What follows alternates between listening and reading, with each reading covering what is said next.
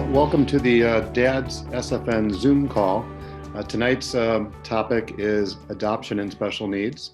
And I'm thrilled to have some of the dads within the Special Fathers Network who have actually adopted children with special needs. So what I'd like to do is have each of those that are present who are part of the Special Fathers Network make some brief self-introductions, and then we'll ask them each to go back through their experience as it relates to being a dad, and that includes having some typical kids as well. So what I'd like to do is start with Stacy Teschner, who is a Special Fathers Network Dad to Dad podcastee number 41. So Stacy, the Zoom stage is yours for a brief self-introduction. Well, David, Stacy Teschner, and I have 3 kids, and our youngest is the one we adopted, and 2 older biological that are typical. Our youngest has Down syndrome, and I just love being in this community and being part of it. So thanks for inviting me. Welcome to have you. Thank you, Stacy.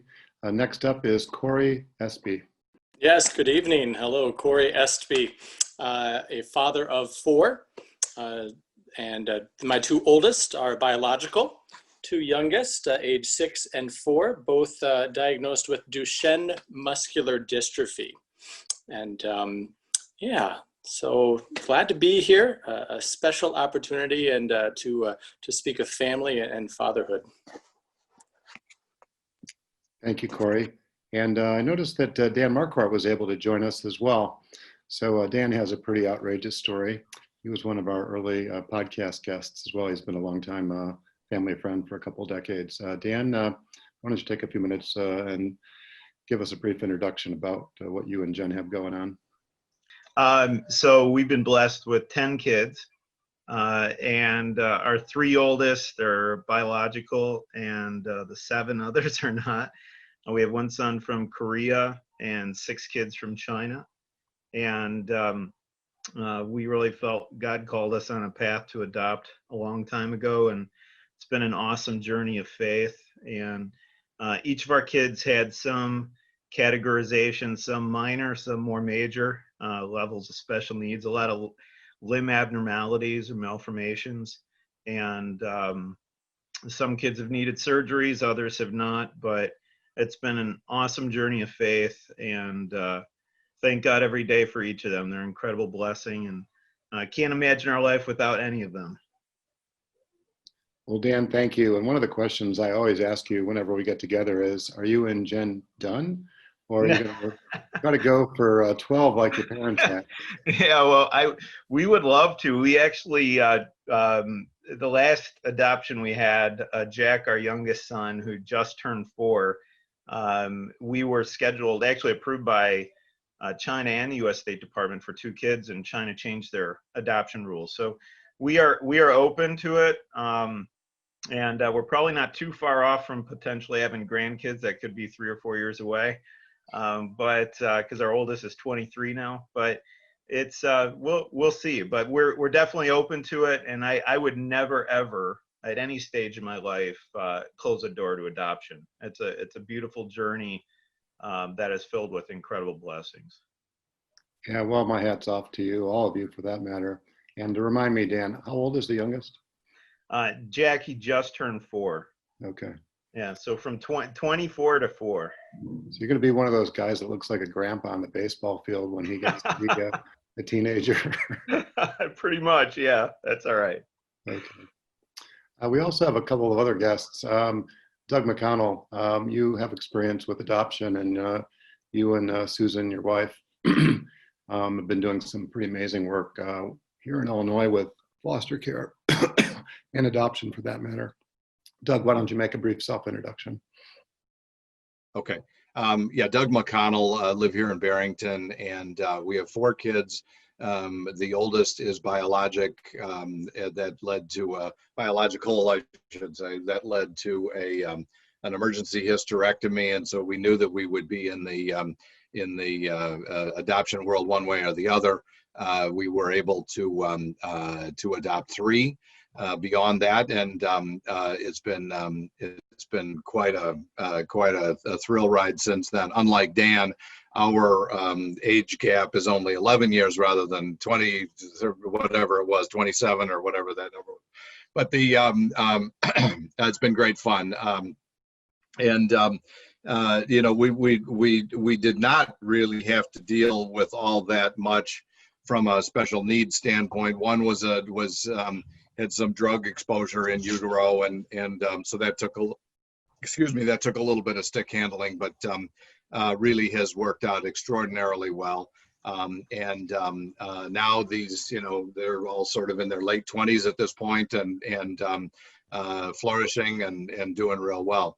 My wife Susan started a kind of an interesting nonprofit several years ago, and it was really catalyzed by her experience with adoption. She was also a professional photographer at the time and was asked to take photographs of children in the Illinois foster care system because somebody had figured out if they had a nice photograph as opposed to like a mugshot, that the probability of these children being adopted was much higher. So she did that and did some beautiful portraits of these children and so forth. And then as she started to dig into it a little bit more after that, she realized that it really what an enormous challenge it was in the state of Illinois for these children in foster care. Just some quick numbers: 18,000 kids in the foster care system in Illinois. Something more than 50% will not be reunited with their biologic families, and ultimately will be on that path to adoption and so forth. And of course, virtually all of the kids who end up in the as wards of the state in foster care in the first place have experienced trauma. And de facto then have special needs. So it's been a real interesting process. Anyway, the nonprofit that Susan started is called Let It Be Us, and has really revolutionized the child welfare process in Illinois to the point where these kids are being hooked up with prospective foster parents and adoptive homes literally daily. And so it's been a really exciting ride, and so she's elbow deep in special needs. Anyway, I'm sorry to yammer on. Doug, thank you for sharing, and I'm hoping time will allow that maybe during the Q&A we can talk a little bit further about Let It Be Us and the impact that it's having. Gary Arnold, I'm sort of curious to know if you would take a few minutes to make a brief self-introduction and what your connection to the world of adoption and or special needs is. Yeah, sure. Hi, everybody. Yesterday, a colleague of my wife's sent her an email about this group, and my wife shared it with me, and I just signed up for the meeting. I didn't look at all into what this is all about or anything like that. I just saw the title, and so I was like, okay, I'm going to check this out. So thank you for having me. My name's Gary. I'm in Oak Park, Illinois. My wife and I have one child who is adopted. We never planned to have children after we got married, but we knew if we were going to have children, it would be through adoption. And every year after we got married, we'd check in, like, how are you feeling? Like, no kids. Next year, no kids. And then we got a dog, and then that changed things somehow. So we have a 4-year-old with dwarfism who's from China, and dwarfism also is my diagnosis. I'm a little person. So yeah, and we've been a family for two years now, just over 2 years. August of 2018, we became a family. So thanks for having me. Well, Gary, thank you for participating. Interestingly, we have a upcoming episode of the Special Fathers Network Dad to Dad podcast on dwarfism.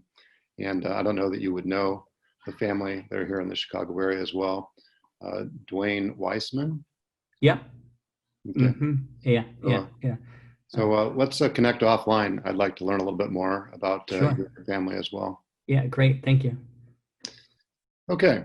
So tonight's topic is adoption and special needs. And again, I'm thrilled to have the dads on the call that we have. And what I'd like to do is go back and then we'll go a little bit deeper into what the adoption process was for each of you.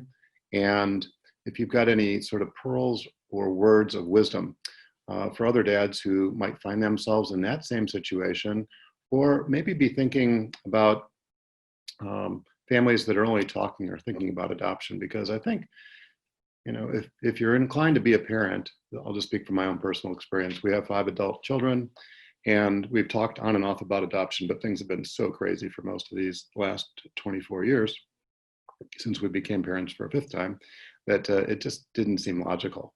And I know that that's for our family. Obviously, Dan and Jen were just halfway to the journey that they've been with 10 kids, but everybody's situation is different. You never want to compare yourself or judge anybody.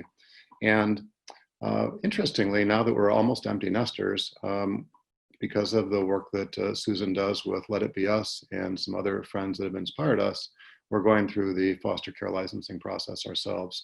So I don't know that it'll lead to being foster care parents. We hope it does. And I don't know that it'll lead to adoption. That's not why we're looking in or signing up for this, but it just feels like the right thing to do. I think it's a bit of a spiritual calling on our part as well. So a lot of people talk about adoption and a very small percentage of people follow through on it. So as you're making your comments, as we go back through the roster of dads who are with us tonight, I'm wondering if you can reflect on the journey that you were on so that those who might be thinking about adoption would have a better handle, and any insights you can share would be greatly appreciated. So just in the same order that we started with, Stacy, why don't you go first? Sure. Well, our journey is probably not the typical journey. We weren't in it to adopt. And in fact, we had 2 kids. We purposely had them early on, thinking by the time we get to our mid-40s, we'll be empty nesters. We'll do what we want to do. And then God happened, and you get other plans. But the first thing that happened is we actually had a little girl that came and stayed with us through friends of a friend's. She was going to be placed in foster care. She was 3 months old, and we just couldn't let that happen. So we let her stay with us till her parents got on their feet. And we fell in love with her and decided we should try this foster thing. And so we did it. And that's a whole different story that David, you'll learn that, and Doug already knows it, and a lot of other folks, but you go through the foster care process and you learn things that happen to kids that you just don't want to know about. And then we get to that point where they said, you'll never have a baby. You're going to have an older kid. And we said, okay, we put our parameters. This is what we want. I think we had our foster license for 2 days, and we got a call, and they said, we've got a 5-day-old baby that's been abandoned at the hospital that has Down syndrome, and we need someone that can take him for 2 weeks. And we said, okay, we can do anything for 2 weeks. We had people with Down syndrome in our family. We knew how that worked. And so we brought him home, and 2 weeks turned into 2 months, turned into 6 months. And we kept saying, because we fell in love with that little girl that was with us before, we said, we can't place ourselves in thinking that he could be with us forever. He has another forever family. And in about 8 or 9 months, then we actually got a phone call from this gravelly voiced old social worker we had never heard from before. And she calls my wife and she goes, Michelle, I'm Raymond's adopted worker. I just got one question. What's the matter with this kid? And my wife just kicked in. She's like, let me tell you what's all right about this kid. And he's how God made him. And she just read her the whole act. And this lady's voice softens down and she goes, that's perfect. Why aren't you adopting him then? And we didn't know it was an option.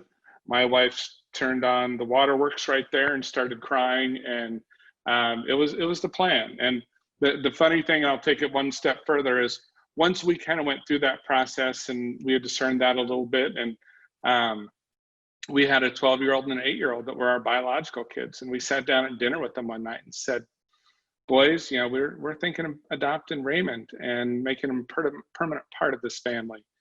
What do you have to add to that conversation? The old one looks at the young one and they kind of nod their heads at each other. They look back and said, "We've known since he was 2 weeks old. We just didn't know what was taking you guys so long." And so that was our road to adoption. And we haven't looked back. And this kid is, I think this kid is the only reason our older boys that are now 30 and 26 even come back and visit us, is because they come back to make sure that we're not damaging him, I think. Well, Stacy, thanks for sharing. And I don't know that it's super important, but it's not lost on me that Raymond came into your lives at, 5 days old, and he's been there for a better part of 2 decades. And he's a Native American. And I'm wondering how often Native American babies are even put up for adoption. That's a great question, because it is not very often. And we had to get some legal help in order to make sure. In his case, it was a small tribe. It's Tohono O'odham tribe in southern Arizona. We were in Arizona at the time. And his mom, biological mom, had all kinds of demons of her own. And the foster care system was her birth control. And so she had 10 kids in the system. And 5 of them, her original husband had kept and tried to take care of. And then as she had gone out and, drugs and alcohol and a lot of other things, she was having more and more children. And so we actually are in touch with a family that has 2 of the siblings as well. And it's not often the tribe will do it, but this tribe was just so overwhelmed with this situation. However, if you're going to be adopting from a tribe, if anybody's ever doing that, be sure to get a lawyer involved, because there are a lot of ways you don't want.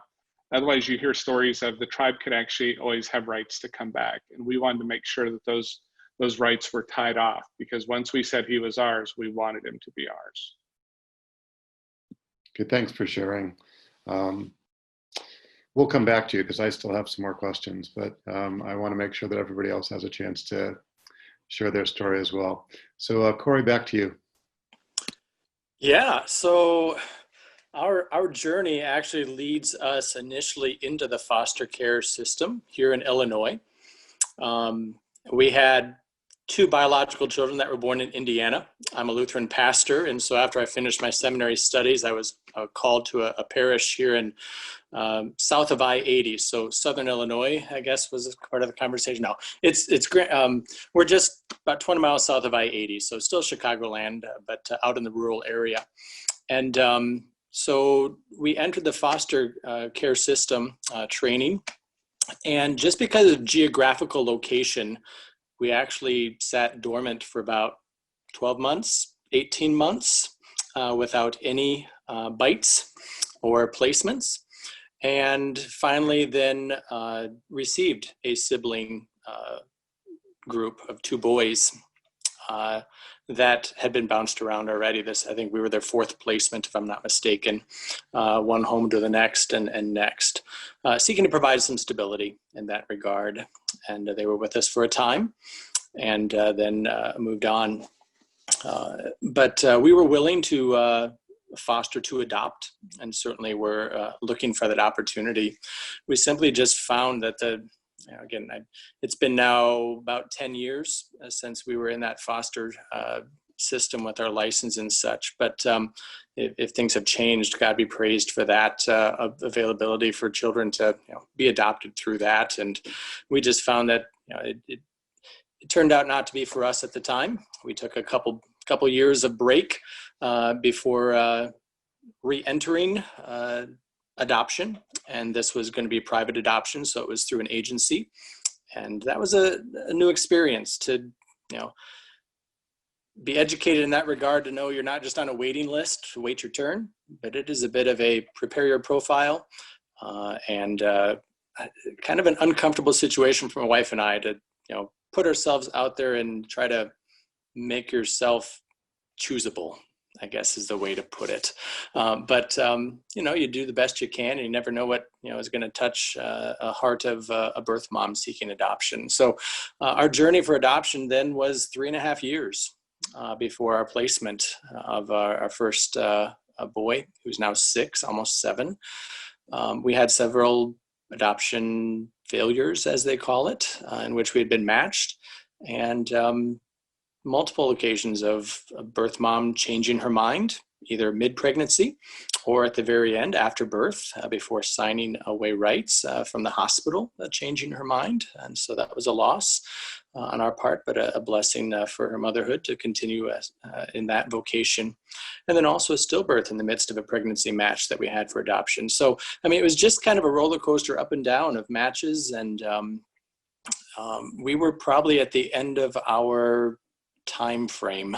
We have our two oldest kids were at the time 11 and 9 through this process, and we just kind of felt maybe we lost their childhood in the midst of everything that we were doing, seeking to adopt. And so we were probably just a couple months away from just kind of saying maybe this isn't the way to go and stop. But outside of the agency we were working with, it was kind of friend of a friend who heard of a child and got us connected, and things very quickly rolled into that. Our 6-year-old was born in December. He was in a temporary home for about 6 weeks with a diagnosis of Duchenne muscular dystrophy. Birth mom was a carrier, and so he was genetically tested right away to verify that disease.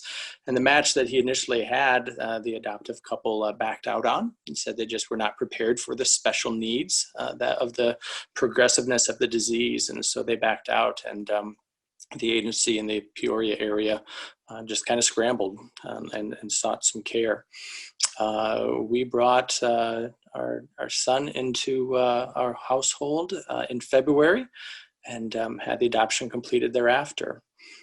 We closed our license, we closed our home study, and just kind of said, okay, we know the challenges that are going to come, but let's see where this goes. And sure enough, 18 months later, we get a call that birth mother is pregnant again and seeking an adoption plan. And she wanted to keep the siblings together. And so we adopted our next son, who will be 5 this Saturday. Same birth mother and actually same birth father as well.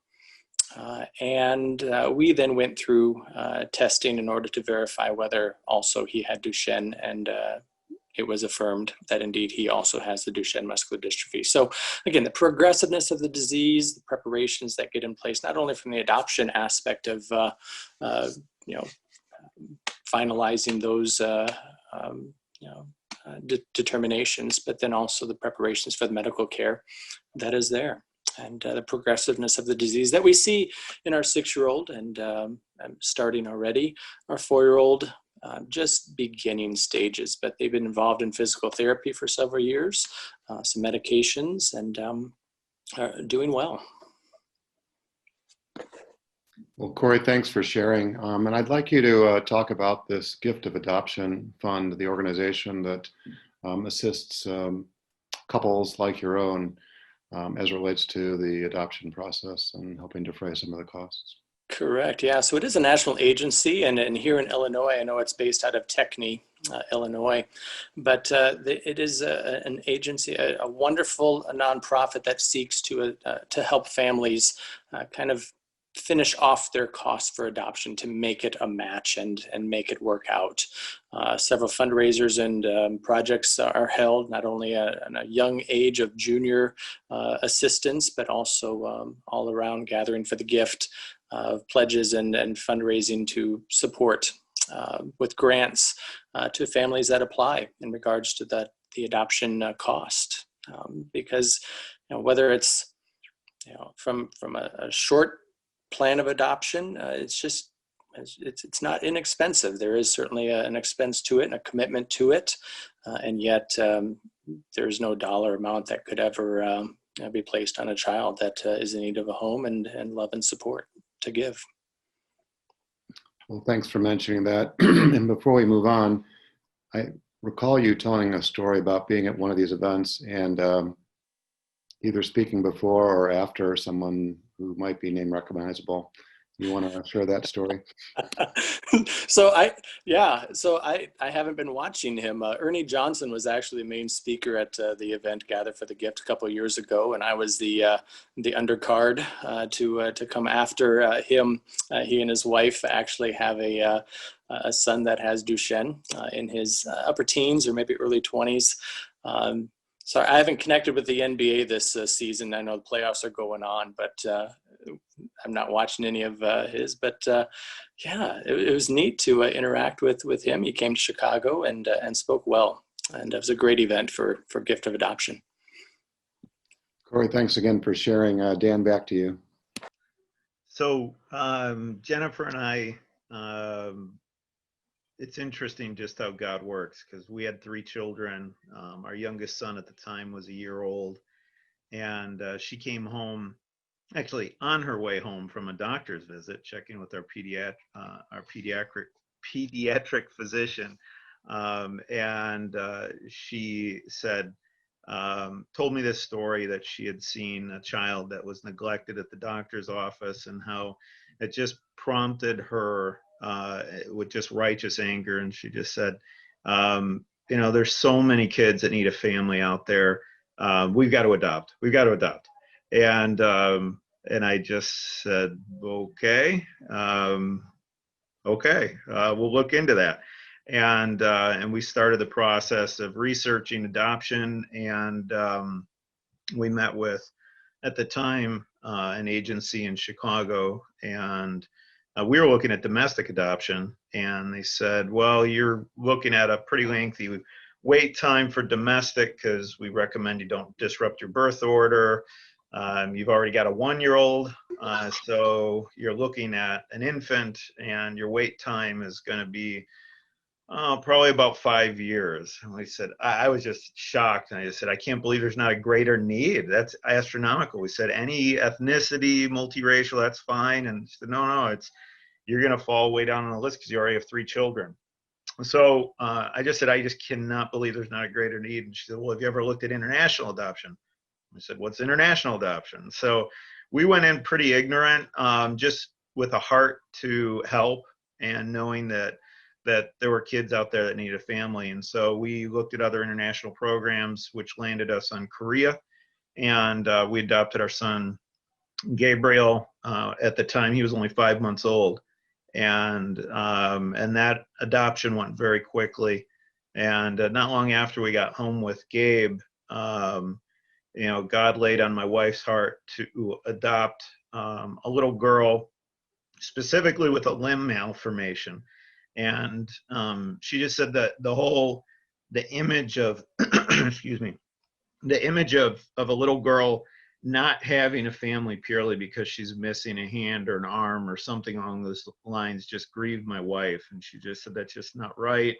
And so when we met with our adoption agency, and we switched agencies this time around, we followed our caseworker who went to another agency, and she said, oh, that's way too specific. You'll never get matched to a child with a limb malformation. And we're like, okay, well, that's what we feel called to. And we put that down, and we were open to other things. And sure enough, we got matched to a little girl with a limb malformation. So, or multiple limb malformations. And so that was our first adoption from China. And then we just continued that direction. And all of our children from China, Jack being the one aside, have some form of a limb malformation or a disease they were born with. So, but I can say, speaking to adoption, and a great story that I think speaks to a lot of dads and people considering it. When we were in China, actually with Maddie, we met a pastor who, he and his wife had their 2 biological daughters with him, and they were adopting a little boy, Max. And Max had a limb malformation condition where his joints grew sideways. And so his hands were at 90-degree angles. And so they were talking about, and we'd been spending the day with them, and this little boy had been jumping around and running around all day. And in conversation, actually, by the evening time, we'd spent probably 8 hours with this family. Virginia, the mom, starts talking about, well, when they had to amputate Max's foot because he couldn't put any weight on it anymore. And I said, wait, what? And she says, oh, yeah, Max had his foot amputated, and they kept us updated throughout the whole process. And I was just shocked. I'm like, he's missing his foot. And she said, oh, yeah, and sometimes he'll flip his prosthetic off because he's a rambunctious 4-year-old. So But anyhow, that instance and seeing Max and this little boy who I had no idea that he had a missing foot, it just opened my eyes in that instance to say, that's probably something I wouldn't have considered. I would have considered that a pretty major limb malformation, no foot, as well as hands or arms or other limbs. And so after that, and seeing Max and seeing how he's flourished, and really all that kids need, and I say this all the time, is love, stability, and opportunity. And when kids have that recipe, and they can do anything. And so Max is flourished and obviously home in the U.S. But just as God works, our son Kevin, actually, he's our one child that has no hands, and he also has no left foot.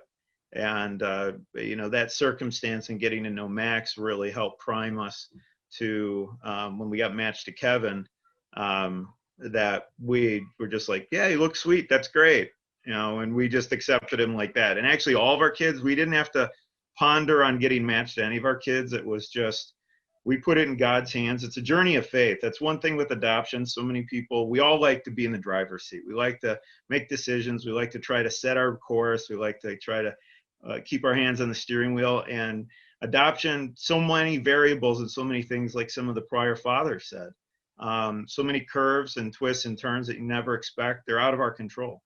And so it really becomes a journey of faith. And so we every time we were matched to a child, we just said, okay. And yeah, we had our doctors look over the paperwork. We were required to do that. But I tell people, when it comes to the question, because we've had many couples over the 15 plus years that we've been encouraging couples and to adopt and been advocates. David noted earlier, a lot of couples will talk about it, very few will actually go through with it. And which saddens me, because I look at that and just think, okay, if it's a couple has that vision of a little girl, a little boy in their mind, and they don't exercise and act on it, that child just keeps growing older every day in their orphanage or in their foster home, whatever it may be. That every child needs a family. And when you actually look at the fact that every one of these kids, these numbers, we see these statistics, whether it's 63 million orphans in the world, whatever number you want to go with, all of them have a name and a face and an identity, and Lord willing, a future. So, you know, and that's what's prompted us. People would say to us all the time, "Are you done adopting?" You know, like David even joked, and he knows our heart in this. And if we're able to, we would adopt again tomorrow. And I tell people all the time, you will never regret adopting, but I can assure you down the road, you will regret not adopting. And a closing note, because I know there are a lot of people to talk, I will say that what really inspired me, and on that note, some good friends of ours at de Blasi's, who now live in Florida, they raised 3 grown biological children when they would have been ready to be empty nesters and enjoy their prime years, as most people would say. Patty got a picture of a little girl from a missionary in China that had died, who was put in a shoebox set alongside the road and was in hopes that someone would find her and pick her up. Well, she perished before anyone picked her up. And when Patty got a picture, that missionary took a picture of that little girl and said, "I want to share this with all of my supporters because I want you to know the need is real and to care for this girl that no one mourned." And you know, when she saw that, she cried for days. And she said, "We have to do something." Mark is her husband's name. And he said, "Well, what do you want to do?" And she said, "We need to adopt." And he's like, "Oh, she's just on a rant that she's, you know." And he's like, "Okay, sure, look, you do whatever." And she continued down that path. Now they were in their late 50s, early 60s, and they met with an agency. They got an age exception waiver. and they were able to adopt. And beautiful story, fast forwarding, Mark and Patty now have 4 non-biological children and are raising their second family. And they have grandkids along the same age. And it's just a beautiful picture that as long as you're able-bodied and you have a heart to give love and care and opportunity, opportunity, and stability to a child, there are plenty of kids that need a home. There's actually countless kids that need a home. So adoption is an awesome journey. We're blessed every day. And the last thing I'll say is every day when I look at my kids, it gets me choked up when I think, and I look at, you could put a number to them, 7, 8, 9, 10, whether it's even our littlest guy, Jack. If we had just upped at 7 seems like an overwhelming number to a lot of people, but but if we didn't have Kevin or Millie or Jack, I mean, it's just a heartbreaking reality. And to see where they came from and go to their orphanages and to see where they are and what the plans God's got for their lives, they can do anything. And that's what we've told all of our kids, whatever their special need is, you can do anything. You don't have any limitations. You just have to do it different. You may have to figure out a way to do things different than everyone else, but you can do anything. And that's the reality. So, but thank you for your time. And I'm excited to be here. And it's encouraging to see so many other adoptive fathers and people interested in adoption as well. Dan, thanks for sharing. And I know that each one of you could probably go on for a full hour, but I'm going to just ask you to recall what I think of as my favorite Kevin story, which is Kevin shortly after you brought him home at the dinner table, if you would. Yeah, no, that was a timeless one, and it taught me a lot as a father. At that point of Kevin was our 8th child, and so I had to, because of logistics and travel difficulties with my wife, I traveled solo to China 4 out of the 6 times, and so I brought Kevin home, jet lag, being Mr. Mom in China for 2 weeks plus travel. And we got home and we're having our first at-home dinner at our table. And my wife looks at me and I'm feeding Kevin, as I had been throughout the whole trip. And Kevin is our one son that has no hands. And my wife says, "What are you doing?" I said, "I'm feeding Kevin." And she's like, "Why?" And I just state the obvious. He has no hands. And she said, no, you don't feed him. And I said, "What are you talking about?" And she walks over and she gets a little baby fork and she hands it to him. And Kevin looks at it and she says, "Here, hold this." And he puts his arms together and he holds the fork, and then he's watching everybody else what they're doing. And it wasn't 10 seconds and Kevin just took his fork and he stuck his food and he put it right in his mouth and started feeding himself. And I was just, my jaw almost fell off. I was stunned. And Jennifer's just reaction is, "See, I told you." And but it's a perfect example. Well, thanks for recounting that story. It was really a heart-touching story, and one of those reminders that never do for your kids what they might be able to do for themselves. Absolutely. I think a little bit of an extreme example, but a good reminder to all us dads or parents for that matter. Yeah. So Doug, would you like to share a little bit about your journey? Yeah, excuse me. We didn't really know about very many of these, what I would call exotic solutions at the time we got into the world of adoption. And so we went to a traditional agency. Again, we had one biological child at that point, and and as we were sort of going through the jumps with the agency, I remember one of the only controversies about it was, would we be open to openness and be able to meet with our birth parents and so forth. And frankly, we had not really considered it and so forth. The more we thought, the more it made sense. And this was in the early 90s at a time when things were sort of trending. Openness was the new thing, I guess, is really kind of the thing. So we thought that was probably a pretty good idea. And the logic was that as these children would get older, they would inevitably have questions about their origin and even medical questions and things like that. And if we could take any sort of, or anticipate an amount of rebellion that we might be able to sort of head off at the pass, then we might be able to do that. Anyway, it put us on a path of openness, and what a difference maker that was.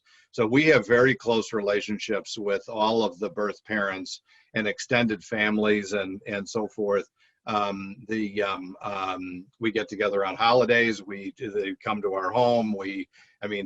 Christmas ends up being a little bit like festival seating, but it's really a special thing to be able to do that. And I really have to credit the birth families, extended families, and their posture on this, to be able to not only focus on the child that now adult that they brought to the whole mix, but really to kind of embrace all of our kids. So they remember, birthday cards and things like that come along at various different times of the year. Again, irrespective whether that was the child that kind of came from their family. So we went through the traditional adoption agency deal and so forth, ended up meeting the birth parents. They chose us and so on, to the point that we were actually in the delivery room with when Billy was born, and that worked out very well. But then at least at the time, early 90s, having two children kind of knocked you out of the box of traditional adoption. They wouldn't let you get a third child. So we sent out an insert to our Christmas card that year saying, hey, we'd really like to, look at another adoption. If anybody, hand this off to somebody and that kind of thing. Well, son of a gun, if that isn't exactly what happened. We were introduced to a high school girl at the time, excuse me, who was pregnant. Lived in north central Iowa. And I bring it up only because it ties back to something that Stacy was talking about with respect to Native Americans. And so we were introduced to this this girl who was pregnant and so forth. And then ultimately she invited us to the delivery room. I mean, this was sort of this repeat pattern and so on. But one of the things that we discovered was that her boyfriend at the time, who had scampered off to the US Navy, he had a grandmother, I think it was, who was a member of the Lakota Sioux tribe up in South Dakota, I think. And somebody at the Lakota Sioux Nation had to go through their genealogical records and sort of endorse the fact or sign off on the fact that his percentage of tribal blood, I guess, is only didn't exceed a certain threshold, because if it had, they would have opposed the adoption, the placement in the first place, and would have tried to intercede and have that child placed with the Lakota Sioux Nation up in South Dakota. And as it turns out, whatever the percentage was, he was below that threshold, and so ultimately they did sign off, as Stacy, you mentioned. We wanted to make sure that that was formalized, and once it was, then the other surrenders and all that kind of stuff could happen, and we could leave the state of Iowa. And I remember it was a very cold winter to be stuck in Iowa. So there's all these little nuances that you go through, but I think that, and it sounds like everybody on the call is pretty knowledgeable about the fact that even if a child comes home and is sleeping in your bedroom and all the rest of the stuff, you still have that foster relationship formalized with the state of Illinois for 6 months or a minimum of 6 months until until a judge sort of signs off on the finalization of the adoption itself. So it's Then finally, I just touch on our last adoption. Happened to be the daughter of a niece of Susan's, my wife, who was in a catastrophic car accident.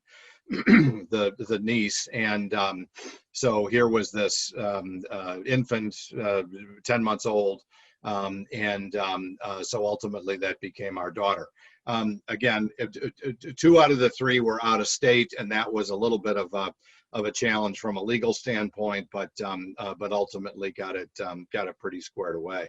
I wanted to get back to a couple of other comments that that other people have made, and the resilience of these kids, and what we have seen really now in the Let It Be Us world, where kids are coming out of foster care and being in homes and stuff like that, as the world of foster care is upgrading, which it badly needed.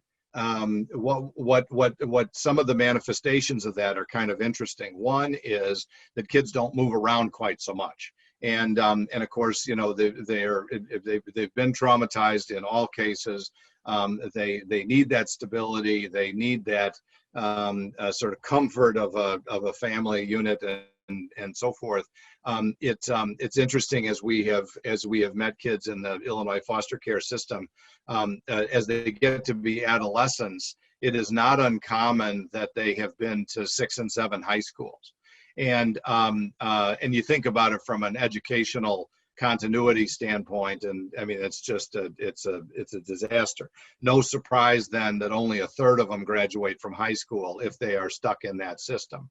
And unlike, I think it was Dan's story about orphanages in Asia, in the state of Illinois, they call them group homes, but they're really orphanages, where these kids get stuck and are trying to kind of fend for themselves and so forth.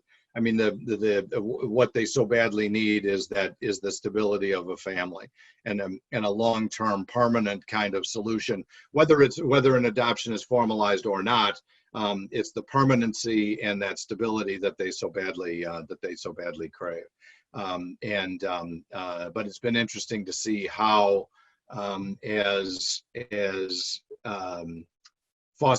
the quality of foster parents upgrade, that some of the problems shuffling around and lack of permanency is one that improves.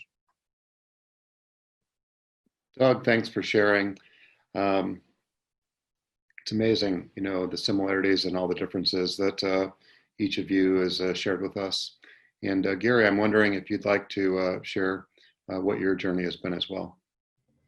Yeah, thank you. I think, a couple of times it's been mentioned, a lot of like what people are saying is resonating with me.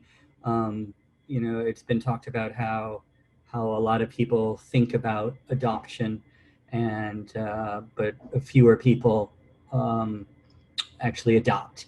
And when in the introduction I mentioned that this light went off and but it wasn't quite so quick and simple. I mean, we were at the point where we were thinking about adoption, and we weren't going at the same speed, and there was one, at one point my wife was ahead of me in terms of her readiness, and so she had to slow down. And then when I got to her point, she had kind of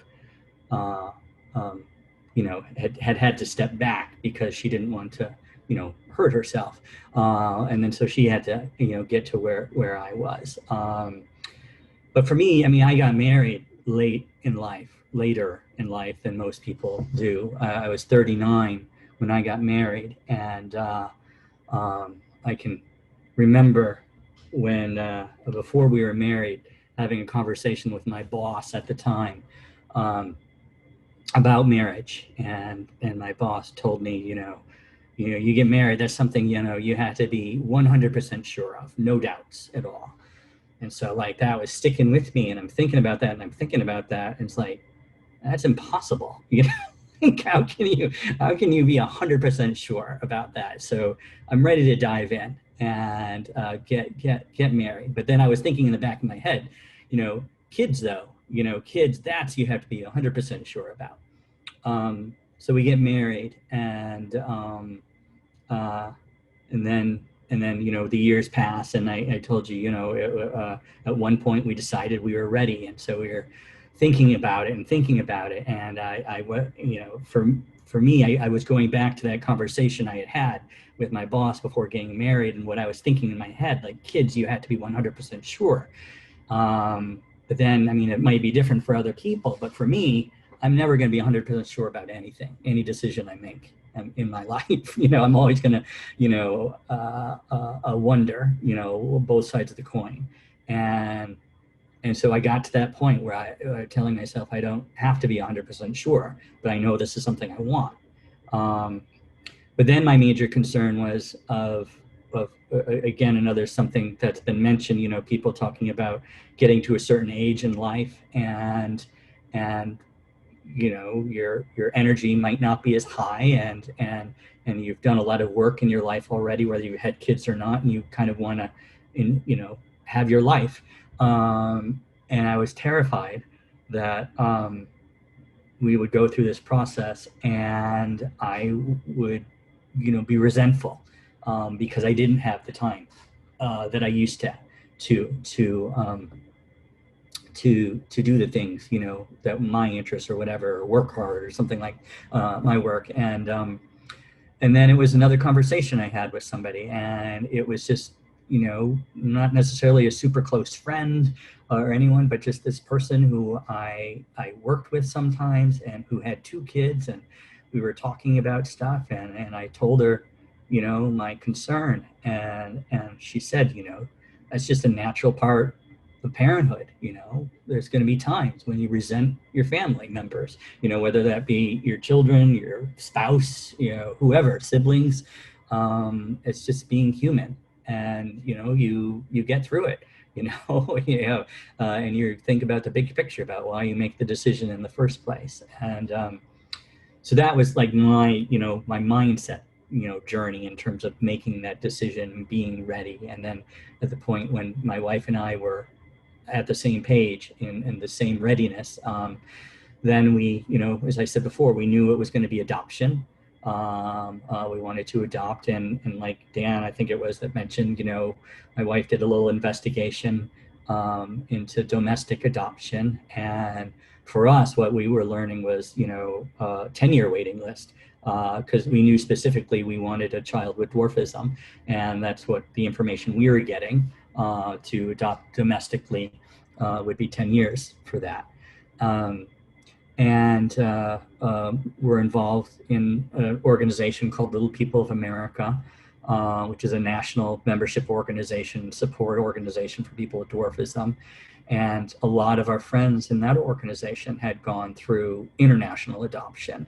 And so we started looking into that, and at conferences, national conferences and regional conferences, we'd go to workshops on adoption, and we heard a lot of good things about the China program. Met a lot of families who had adopted children from China, and learned about different agencies that work with China.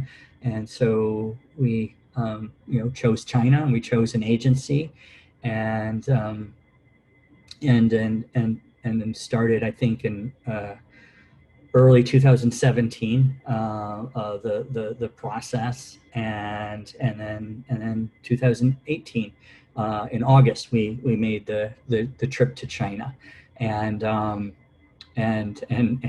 Dan, I think it was you also that mentioned the going alone to China, 2 of the trips of your 6, and I just can't imagine that. Like, I remember the first workshop that we ever went to on adoption was led by this woman who had adopted from China, and her boy at the time was probably 8 or 9 years old, and he tagged along to the workshop, and he was like he was a handful then during the workshop and everything.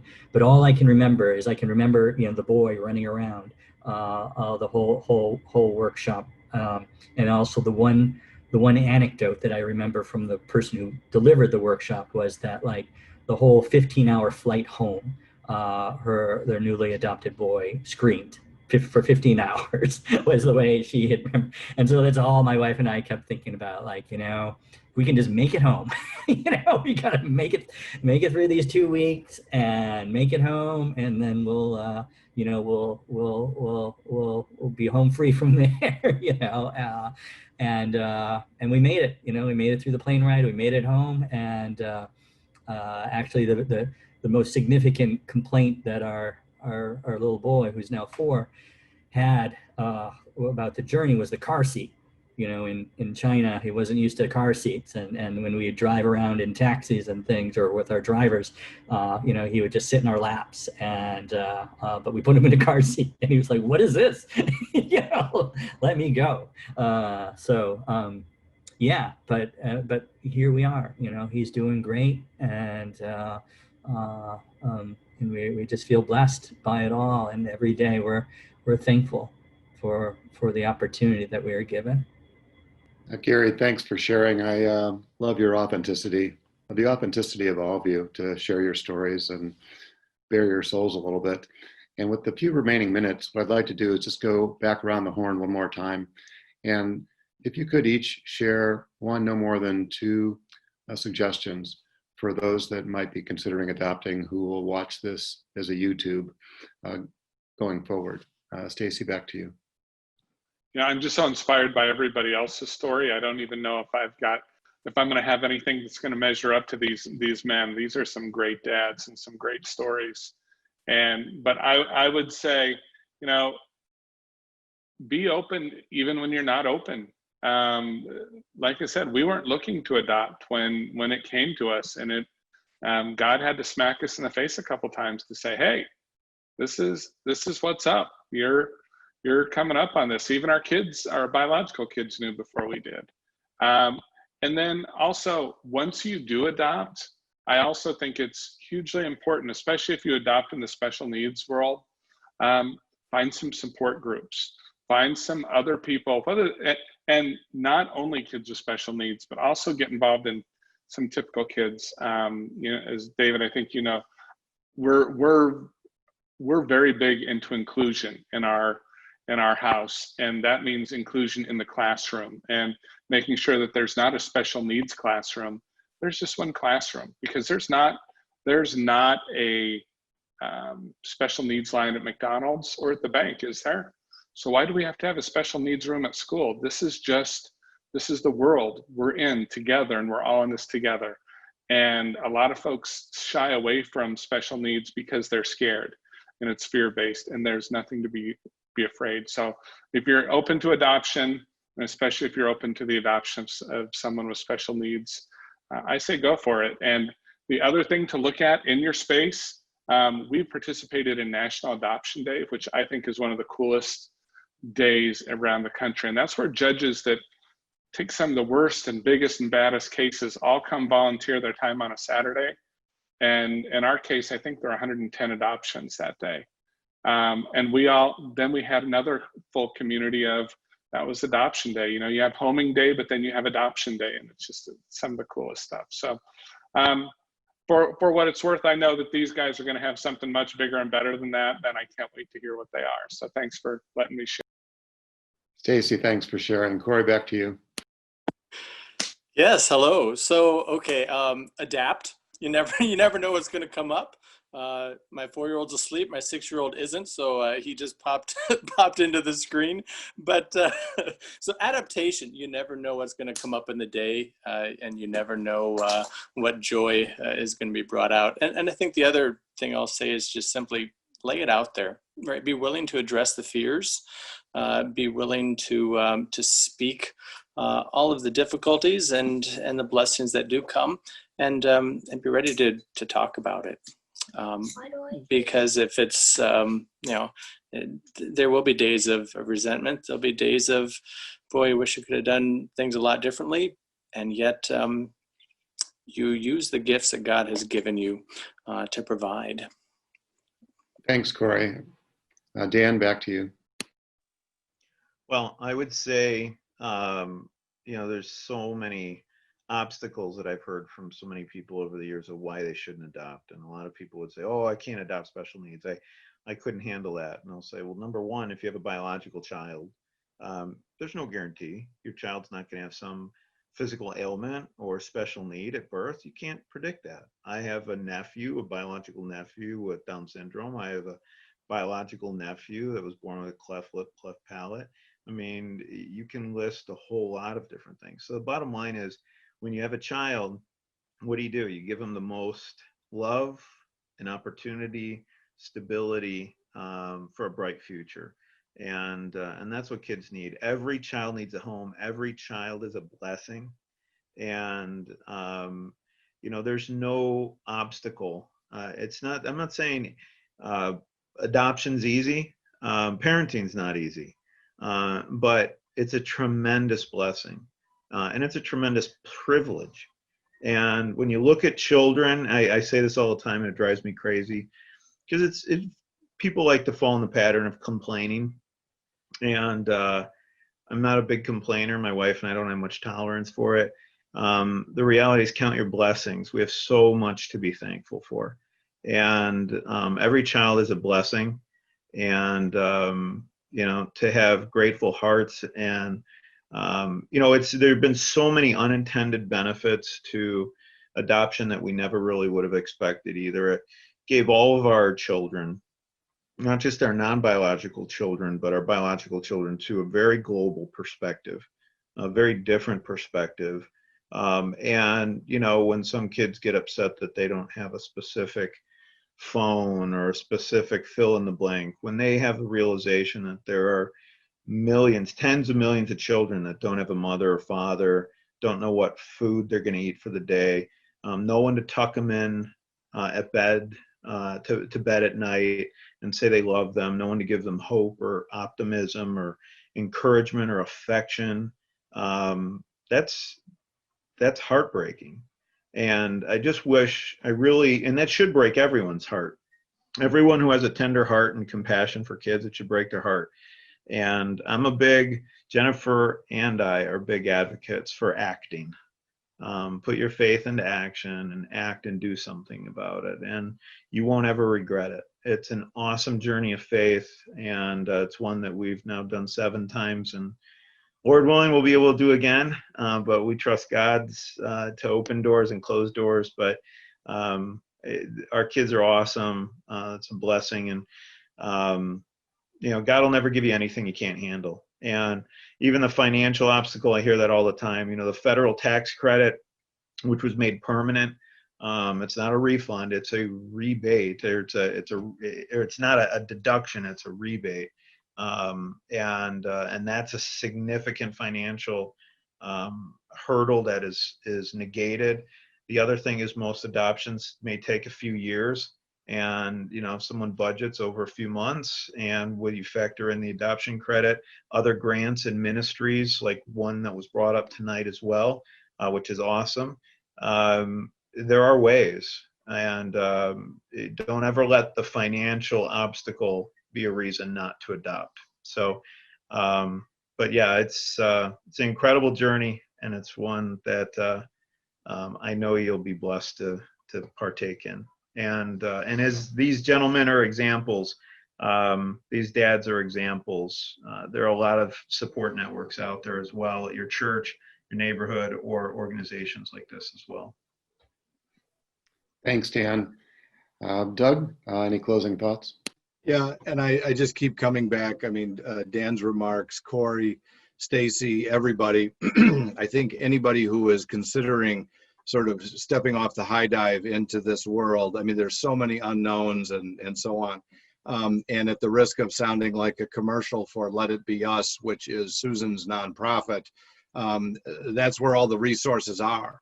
I mean, you want to learn about it, you want to have a coach, you want to have somebody hold you by the hand to go through the process. to work on those matching criteria and attributes and so forth, I really would direct them to letitbeus.org. They have events, they have recruitments, they have information now on Zoom meetings and so forth. But it really is an organization that is set up precisely for what you're talking about. It's the support that Stacy mentioned. It's the question answering that that everybody grapples with. I think Gary was down that road a minute ago. So it's really worth your time. Doug, thanks for sharing and being part of the call. Gary, did you want to make any closing thoughts or remarks? Yeah, just real quickly. I mean, if you're somebody who, you're in that category, you're thinking about it, and you think you want to be, someone who, goes over the hurdle and adopts.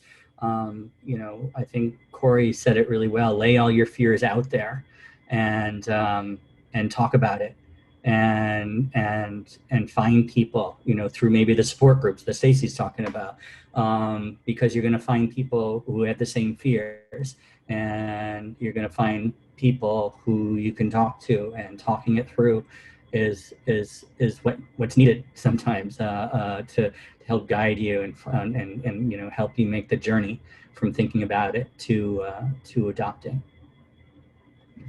Thanks.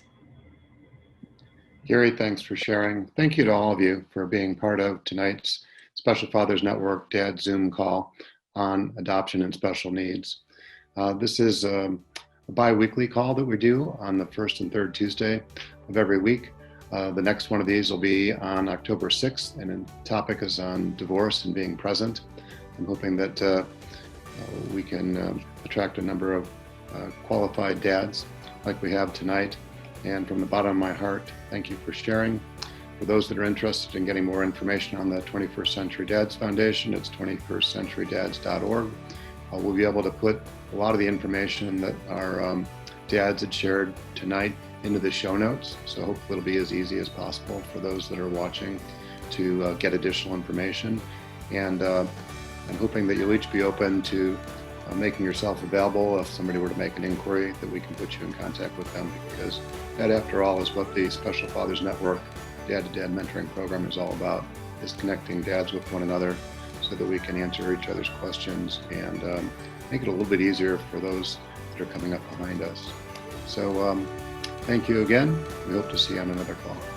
Thanks for setting it up. Thanks, everyone.